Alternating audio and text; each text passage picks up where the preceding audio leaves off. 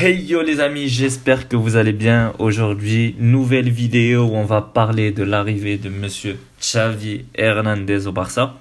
On l'attendait tous depuis un bon moment maintenant. Les derniers résultats avec Koeman étaient catastrophiques. Je ne sais pas vous, mais moi, vraiment, je n'en pouvais plus. Donc aujourd'hui, on va parler des circonstances de cette arrivée. Comment ça s'est passé entre la Porta et le club d'Al-Sadd. Le rôle de Xavi dans cette histoire. On parlera ensuite de qu'est-ce que Xavi peut apporter au Barça en termes de style de jeu, de discipline et de philosophie. Et à la fin de la vidéo, je vous donnerai quelques détails sur son contrat et les conditions qu'il a bien sûr mis dans ce contrat avant de le signer avec le Barça.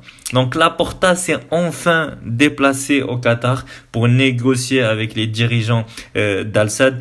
On le sait tous que les dirigeants ne pouvaient pas faire autrement qu'accepter l'offre du Barça puisque Xavi avait bien prévu le coup en signant une clause dans son contrat qui lui permettait de revenir au Barça quand il le voulait. Donc Xavi, élément déclencheur de cette signature-là, puisque c'est la troisième fois qu'il est appelé par le Barça. La première et la deuxième fois, il n'avait pas accepté parce qu'il n'était pas prêt et que la situation du Barça à cette époque-là n'était pas stable, on le savait, situation financière pas très stable maintenant aussi, mais aussi et surtout les élections qui n'étaient pas encore finies. Donc Xavi ne voulait pas venir dans un Barça qui était vraiment en pleine crise et surtout que le président n'était pas encore défini.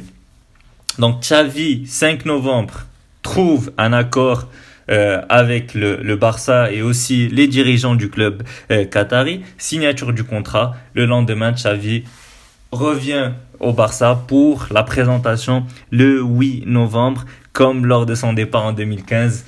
Xavi est vraiment accueilli chaleureusement par les supporters du Barça. Franchement, c'était un moment mémorable et moi, personnellement, ça m'a rappelé le départ de Xavi en 2015 et c'était vraiment magnifique.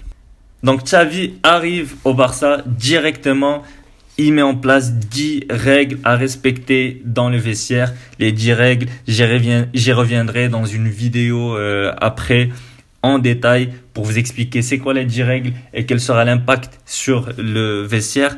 Personnellement, les 10 règles me rappellent un peu l'arrivée de Guardiola en 2008.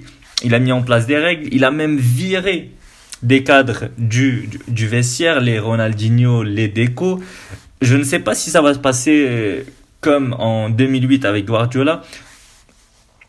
Je ne sais pas comment Xavi va gérer les cadres actuels du Barça, les Piqué, les Busquets, les Sergi Roberto, les Jordi Alba. On va voir ça par la suite. Donc Xavi arrive pour réinstaurer la philosophie et le style de jeu du Barça. Une philosophie qui est basée sur le jeu de position et sur la possession de la balle. Donc Xavi, on le connaît, il a vécu l'époque de Guardiola, il a été formé à la Masia et aussi il a pu tester sa philosophie et son style de jeu au Qatar avec le club d'Al-Sadd en y apportant un peu sa touche personnelle, le numéro 9 qu'il a ajouté, qui je ne sais pas s'il va le réutiliser au Barça et quel joueur va être sur cette position-là. Mais de toute façon, je reviens plus en détail sur l'animation offensive et l'animation défensive que peut utiliser le Barça avec son effectif actuel dans la vidéo du pré-match contre l'Espagnol de Barcelone. Donc n'hésitez pas à vous abonner les amis pour ne pas rater cette vidéo. Concernant le contrat de Xavi, franchement, ça m'a fait hyper plaisir de voir le contenu du contrat et comment vraiment ça s'est passé entre les dirigeants du Barça et du club Al-Sadd. Alors on sait, la clause libératoire qui a été fixée dans le contrat de Xavi avec Al-Sadd était de 5 millions d'euros. On sait que Xavi a proposé de partager avec le Barça le paiement de cette clause libératoire. Le Barça de son côté, qui n'a pas les moyens de payer même sa partie, va rembourser le club d'Al-Sadd sous forme d'opérations de sponsoring, d'accords commerciaux et de représentation dans le futur. En d'autres termes, un peu de publicité au vu de la Coupe du Monde au Qatar et aussi quelques matchs amicaux avec le club d'Al-Sadd. Xavi signe donc son contrat avec 3 conditions. 3 conditions, les amis. La première, restructuration des services médicaux, ce qui est tout à fait évident avec le nombre de blessures qu'on voit dans l'effectif du Barça actuellement.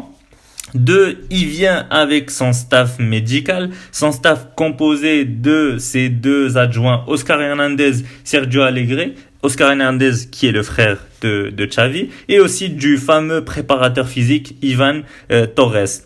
Troisième et dernière condition, Xavi veut un ailier au Barça. Donc ça va dépendre du mercato de janvier.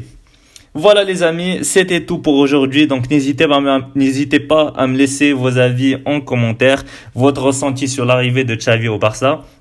Pour moi, je vous dis à très vite pour la prochaine vidéo. Ciao.